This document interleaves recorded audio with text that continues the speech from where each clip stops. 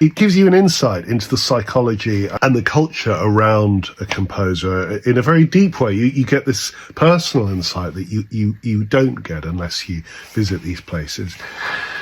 And the thing that really came across in the Liszt apartment was the sense that while he was a man of his time, you could see this in the corner of Liszt's bedroom, for example, where there's this late 19th century bed and the drapes and the area where he prayed in front of the rosary and the image of Christ and so on. There is very much a sense of the era in that corner of the bedroom.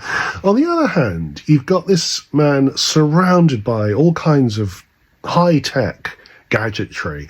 The composing desk with the keyboard that's installed into the desk is an incredibly modern thing.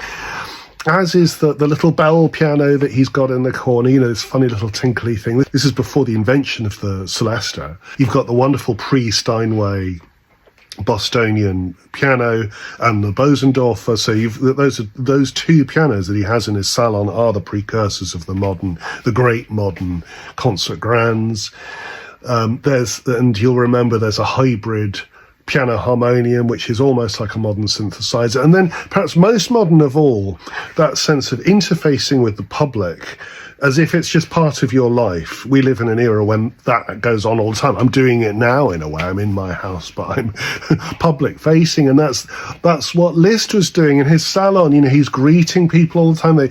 He had a kind of open house between 3 and 4 on Tuesdays, Thursdays and Saturdays. Anyone could come in and see him. Very generous, actually.